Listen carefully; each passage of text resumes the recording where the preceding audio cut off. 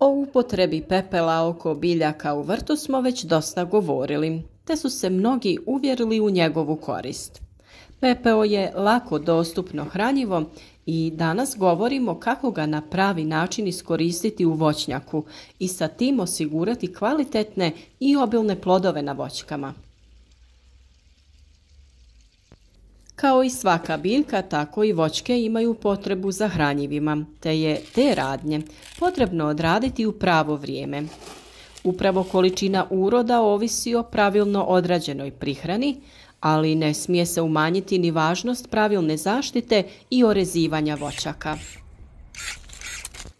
Neki se možda i pitaju zašto određene voćne vrste jedne godine prerode, to jest daju obilan urod, a narednu godinu ili dvije nemaju plodova. Upravo to je posljedica nepravilnog održavanja voćaka, neadekvatnog orezivanja i prihrane. Za sve postoji pravo vrijeme i način obavljanja određenih poslova.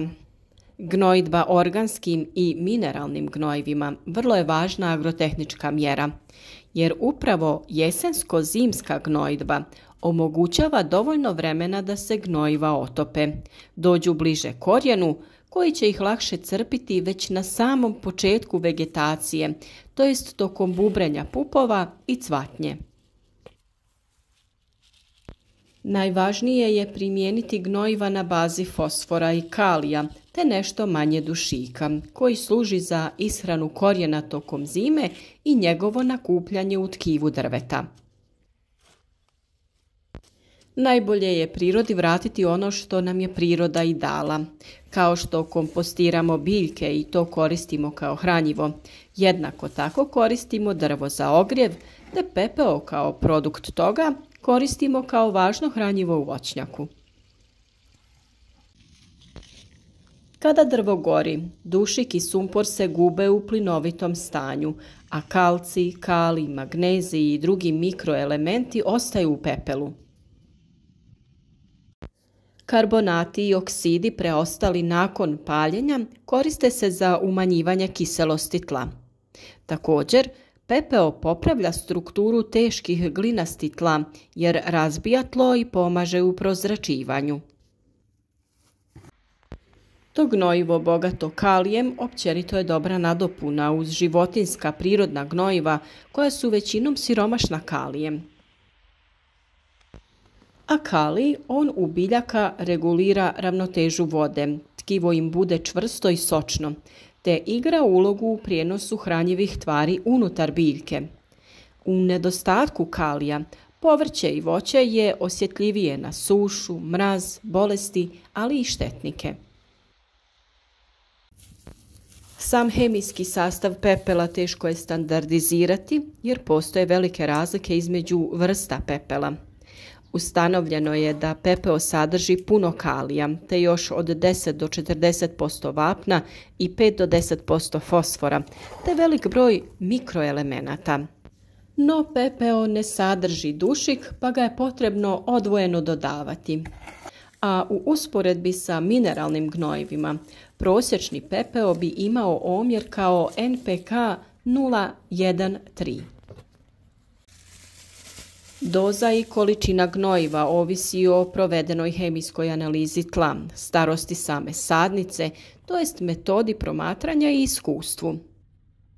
U osnovnu jesensko-zimsku gnojidbu spada i gnojidba organskim gnojivima poput stajnjaka ili peletiranih dehidriranih organskih gnojiva. Zona gnojidbe oko voćaka treba biti nešto šira od krošnje.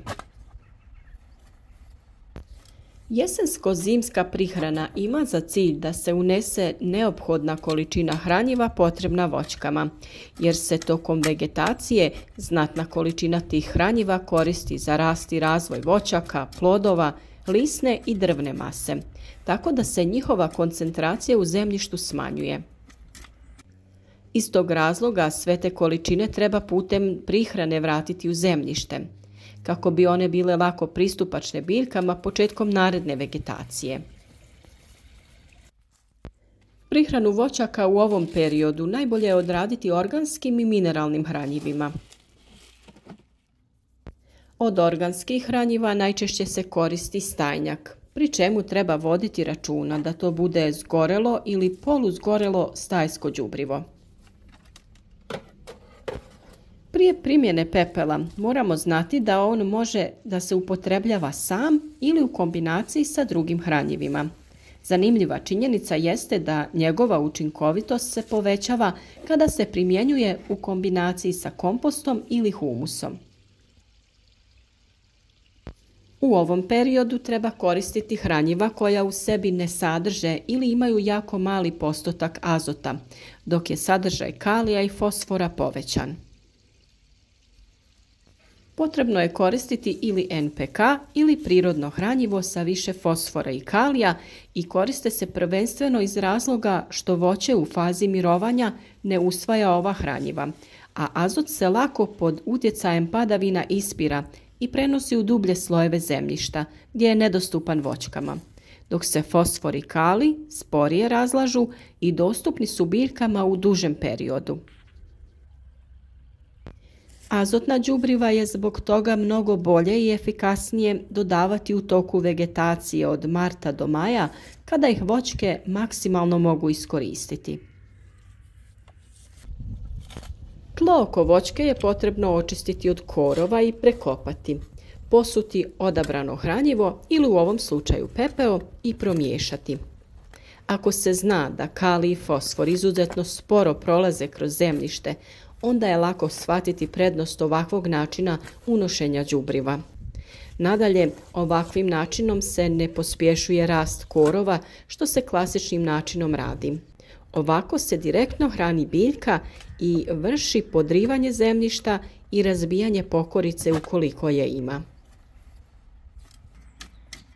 Pepeo kao hranjivo ima dugi efekat od čak 12 mjeseci. Često smo spominjali pepeo i govorili kako je potrebno koristiti isključivo pepeo koji je nastao sagorjevanjem drveta. Pepeo dobiven od uglja ili nekog nepoznatog porijekla, te pepeo nastao sagorjevanjem peleta ne smije se koristiti kao hranjivo. Oni sadrže razne primjese i jako neznatne količine korisnih elemenata. Kalij iz pepela pomaže da se lakše obavlja prenos organskih materija prema plodovima i drugim organima koji rastu. Ovakva prihrana ima utjecaj na kvalitetu voća i povrća, na bolju obojenost plodova i na njihovu slast.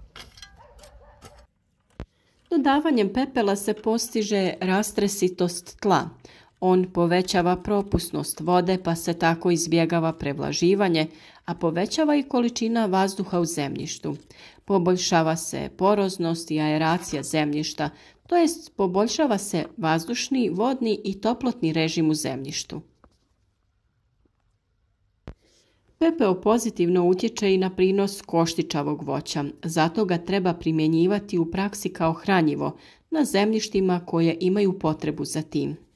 Prije upotrebe pepela, ali i drugih hranjiva, preporučljivo je uraditi agrohemijsku analizu zemljišta sa preporukom za đubrenje i primijeniti isključivo pepeo za kojeg se zna izvor. Količina pepela kojom se tretira mora biti kontrolisana, a preporuka je da se na površini od 100 kvadratnih metara koristi ne više od 10 kg pepela godišnje. Mi otprilike koristimo oko 100 grama pepela po kvadratnom metru. Jesen i zima su pravo vrijeme za đubrenje, odnosno primjenu pepela u voćnjaku. Čak i tokom snježnih dana možete da ga dodajete, te će on postupno da se unosi u tlo otapanjem snijega. Količine pepela koje se proizvode u običnom kućanstvu su ograničene, pa se tako postupno mogu i koristiti oko voćaka, prihranjujući jednu po jednu. Pepeo drveta sadrži mnogo hranjiva poput fosfora i kalija, a on je glavni nutrijent povezan sa cvatnjom i plodonošenjem. Ipak razina kalija će ovisiti o starosti drveta koje je paljeno. Mlado drvo kao reznice ostale nakon orezivanja imati će veći sadržaj kalija od starih grana. Ukoliko se želite o tome informirati, uputila bi vas i na jedan video koji smo nedavno objavili u kojem je detaljno objašnjeno sve o pepelu, sastavu pepela nastalog od pojedine vrste drveta i utjecaju temperature izgaranja na kvalitetu pepela. Link će biti u opisu ovog videa. Upotrebom pepela iz vlastite peći uštedjet ćete na gnojivu za svoje vrtove, voćnjake, a čini se i logičnim da je najbolje zemlji vratiti ono što nam je zemlja dala. Ukoliko imate veće količine, pustite ga da se ohladi i pakujte u posude ili vrećice. Spremite na suho mjesto i koristite po potrebi tokom sezone. Ukoliko vam je ovaj video bio koristan, ostavite like, podržite na taj način naš rad. Podijelite video sa prijateljima na društvenim mrežama, te nam se javite u komentarima i podijelite vaša iskustva.